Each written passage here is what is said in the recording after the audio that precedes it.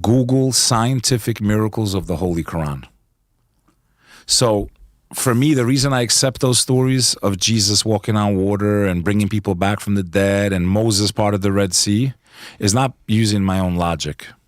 Big bang. Here we go. So in Surah Al-Anbiya, okay, also states, this is what God says in the Quran. Chapter 21, what did he do there? Okay, chapter 21 of the Holy Quran, verse 30. What did he do here? So, have those who disbelieved not considered that the heavens and the earth were a joint entity and we separated them. In 1929, American astronomer Edwin Hubble proposed the Hubble's law, according to which all entities in space are moving away from Earth at speeds proportional to their distance. The greater the distance from Earth, the faster they are moving. Soon after this, he discovered that galaxies are moving away from each other, meaning the universe is still expanding, right?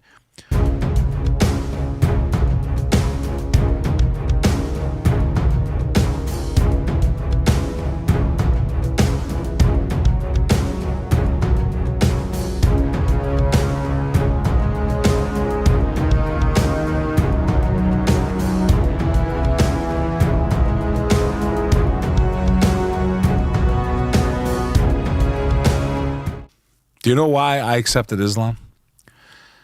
It was because so many scientific miracles that couldn't be explained were in that book. I challenge anyone that's listening to this.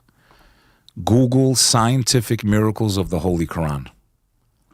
So for me, the reason I accept those stories of Jesus walking on water and bringing people back from the dead and Moses part of the Red Sea is not using my own logic.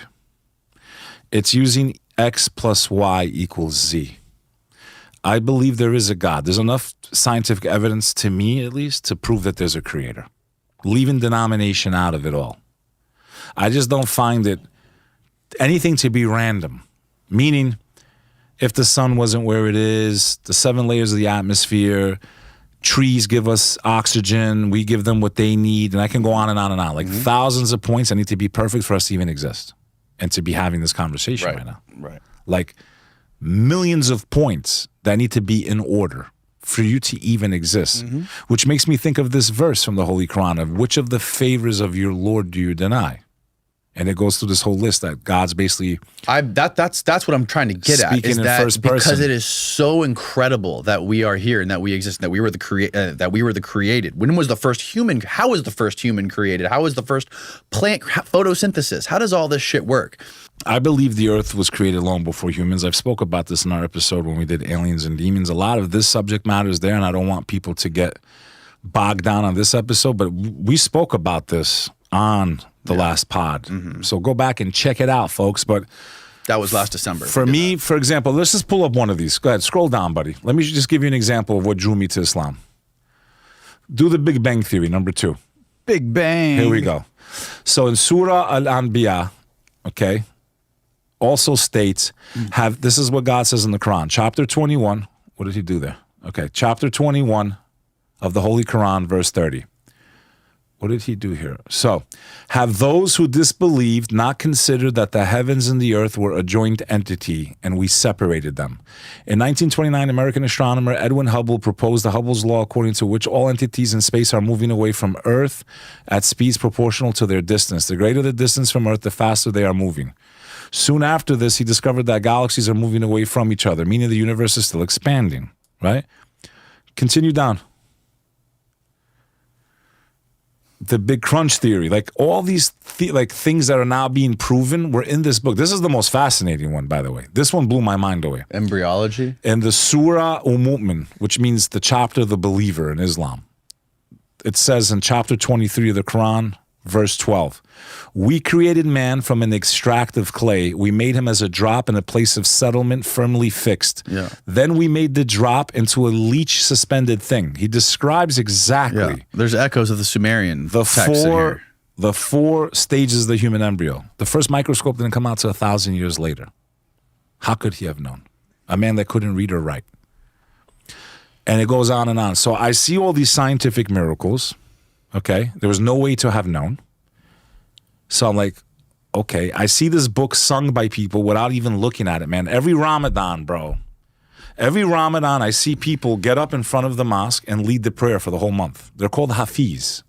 They literally recite this book without and word for word. And if they make a mistake, there's 100, 500 people that know at least one of those like everyone knows the verses. So I've witnessed many times in the last 42 years of my life where people pray and say the whole book. That's how God protected this book. That's why to me it blew my mind away as a Muslim. And that this religion said that God sent messengers and prophets throughout time all over the world. Throughout time. He didn't just pick one people. And my theory was the demonic realm shifted people away from God, through statues and idols throughout history. That's why a lot of the Anunnaki claims they make sense in some ways. But to me, that's just a deception of the devil using the same trick throughout time to get people away from the Creator. Most people have never even heard a recitation of this book. You understand? The Quran is not original in English. It is only original in the Arabic language. Which of you is afflicted with madness? So in this chapter of the Quran, a couple of things I just want to point out here.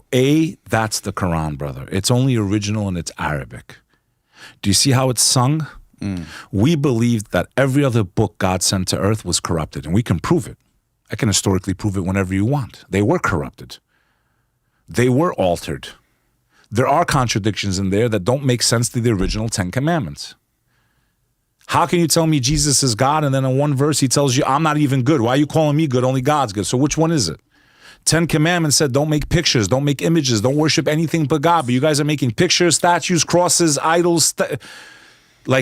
Forget Muhammad. Explain. And I love how Christians go, well, what do the Muslims know? Because Muhammad came 600 years after Jesus. Well, how about Jesus came how many thousands of years after Moses? Who was he then to give a new rule or a new book?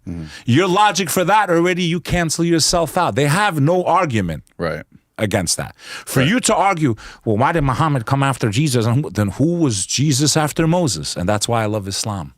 Islam says that all of these prophets worked for the same boss. You're not allowed to make images. You're not allowed to pray to anything but God. You don't pray to Saint Peter or Saint anyone. You pray to God. He doesn't share his power with anyone. And I say he's not even because he's a man. We can't even comprehend this being. I find scientific miracles in a book written by some guy in a cave that couldn't read and write. And even if he could, how the hell? There's like 100 to 200 scientific facts in that book that no one could have known. Like, for example, that the Dead Sea is the lowest point above sea level in the entire world. There was no way Muhammad could have known this. It's impossible. That's the same area that Sodom and Gomorrah, we believe, was smashed into the earth. That's why it's called the Dead Sea. And it turned out in the last century, we found out it is the lowest surface point on earth. How could the Prophet Muhammad have known that back then? There was no way to have measured that or known. Anywhere in the world, no one could have known that. So when I see scientific facts, I know algebra came from Islam. The science and the technology, where would we be without algebra right now? But we would be as advanced as we are? I mean, is it possible that humanity, different parts of humanity and civilizations were more advanced mathematically or technically? I agree. Than we are today? There was some fusion. And we lost knowledge? Absolutely. It's either that or there was civilizations or different species that were on this planet that were locked into another dimension. One of my theories of the pyramids, I just came up with this recently, because I was been looking for ways to describe it for a long time. And I kind of covered this on our episode, but there was one theory that I never said on your episode when we discussed, is it aliens or demons? And that was a really big episode that I had with you. I think it was one of three things. Either A, they had knowledge that we no longer have. B, it was the demonic realm, the same way Solomon had the power to command the demonic realm. We know that Pharaoh was doing black magic. We can see that in the movie 10 Commandments when he throws his rod and Moses throws their rods and he has sorcerers and magicians. And I do believe black magic's real, 100%. I believe you can summon and work with that dimension. I believe we're in an interdimensional war in the aspect of the demonic realm versus humanity. They want to destroy us since before we were even created, the devil species, but not all of them, because the Muslims don't believe that all of them are evil. So what I think is going on is that maybe the ancient Egyptians worked with the jinn. They worshipped them. They did sacrifices, whatever they did, and they got knowledge from that demonic realm. The same way I proved to you on your show that Jack Parsons was doing all this crazy shit with Aleister Crowley. He's the reason we went to space, brother. How did Jack Parsons get to space? He tells you himself. We were doing all these rituals, and I was contacted by a being named Belial Dajjal. So just like we may have hypothetically advanced our technology today through demonic means, it's in Jack Parsons' autobiography. So for those of you that believe in that story, because I've seen your comments on my episode with Danny, if it worked now, imagine it, why wouldn't it work in the time of the Egyptians? To get knowledge that we don't possess, because that's what black magic is. You sell your soul to get knowledge or a power that you're not supposed to have. But you lose the hereafter. When you perform these rituals, you no longer have any shot of going to paradise. And I do believe there's groups of people that have sold their souls. Where do you think this paradise is? Where do you think heaven is? It's in a different dimension, I think. I think God is outside of the physical universe. Just like I'm outside of this pot. And God can see it. And that's why time doesn't apply, because they say time is circular once you're outside of it. So we're kind of like DVD players for God, probably. Who knows how many more species and creations he's made. We're like DVD collections that he could watch at any time. The all-seeing, the all-knowing. So for me, it's I agree with everything you said. Like I've made these jokes with people. I'm like, I know you think I'm fucking crazy. It sounds, for someone, I'm very analytical, man. Like extremely. Even I go, man, I sound like an idiot. I believe some guy walked on water. I really do believe Jesus Christ walked on water. I believe he brought people back from the dead. But it wasn't his power. It was God that gave him that power. I know that there's a God, Danny. I've studied for 30 years of my life. I don't care if people believe in what I believe in. I am telling you, please look. Most people follow their religion like a tradition and not a true faith, not something that they truly believe. My dad was Catholic, so I'm Catholic. My dad was Muslim, so I'm Muslim. But like they don't know anything about their own faiths, let alone to judge other faiths. And that's the whole point of this entire episode. Seek knowledge. Stop getting your information from biased places. Like, if you want to know about Islam, ask a Muslim. Let them explain it to you. Stop asking some guy in your church whose only mission is to keep you in his church. Get your donation. Like, be fair to your discourse. Be fair to your search for knowledge. Be fair to the people you're learning about. Learn from them. Ask them. They're not going to bite you, I promise you. Some of the greatest people we look up to as Americans were Muslims. Malcolm X, who was full of hatred. He became a Muslim. That's why he died. When he actually became a true Muslim. He went from preaching hatred, the white man's the devil, to no, we're all brothers and sisters. Now imagine the switch on this guy. He sees the real Islam when he goes to Mecca. He comes back and gives his lecture. As soon as he gets off the airplane, he's like, I don't think all white people are the devil. I think we can actually live together if we all learn Islam. Bang, bang. Get your hand out of your pocket. Game over for him. The minute he started preaching the word, the true word of Islam, which is that all people are brothers and sisters, regardless of their color, their creed, or where they come from. To have racism is to be against God, for God made all creation in all color. So for me to say one is good or the other, that was another problem I had with Christianity. So what was he? Was he white? Was he Arab? They have these debates amongst themselves. They can't even agree on his skin color, which is why God, in my opinion, would never take the shape of a man. He would never lower himself to his creation. A God prays. God gets prayed to. A God doesn't pray. Why did Jesus pray like the Muslims? Matthew chapter 26, verse 36, and we end it right here. We end it right here, right now, Danny Jones, before I miss my flight.